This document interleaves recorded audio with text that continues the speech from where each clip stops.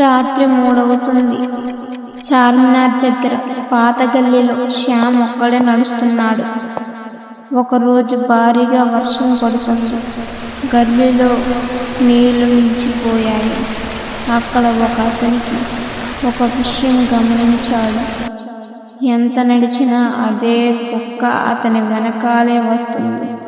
నల్లగా, కళ్ళు ఎర్రగా. శ్యామ్ భయపడి వేగంగా నడిచాడు. కానీ ఆ కుక్క ఇంకా దగ్గరకు వచ్చింది. అప్పుడు పక్కనే ఉన్న పాత ఇంటి బాల్కనీ నుంచి ఒక అమ్మాయి గొంతు వినిపించింది.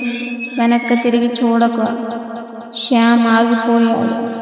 ఆ గొంతు మళ్ళీ వచ్చింది. ఒకసారి వెనక్కి తిరిగి చూస్తే అది నీ ముఖం తీసుకుంటుంది. శ్యామ్ గుండె బలంగా కొట్టుకుంది. అతను ముందుకి నడిచాడు. కానీ వెనుక నుంచి అడుగుల శబ్దం పెరిగింది. టప్ టప్ టప్ టప్ టప్. అది కుక్క అడుగుల శబ్దం కాదు, మనిషి అడుగుల శబ్దం. శ్యామ్ తట్టుకోలేక నెమ్మదిగా వెనక్కి తిరిగి చూశాడు.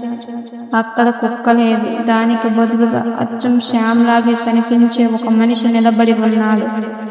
కానీ అతని ముఖం పూర్తిగా చీలిపోయి ఉంది. అతను నవ్వుతూ చెప్పాడు, చివరికి నన్ను చూసావు. అక్కడ గల్లీలో ఒక నీళ్లలో ఉన్న ప్రతిబింబాలు కదలడం మొదలయ్యాయి. ప్రతి నీటి గుంటలో శ్యామ్ ముఖమే కనిపిస్తుంది. కానీ అన్ని ప్రతిబింబాలు ఒక్కసారిగా నవ్వుతున్నాయి. అసలు శ్యామ్ మాత్రం నవ్వడం లేదు. ఆ డూప్లికేట్ నెమ్మదిగా దగ్గరికి వచ్చాడు.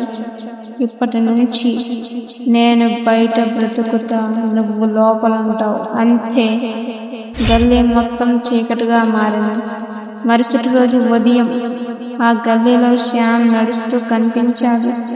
సాధారణంగానే, కానీ అతన్ని చూసిన ప్రతి కుక్క అరుస్తూ పారిపోతుండేది. ఎందుకంటే అతనికి నీడ లేదు.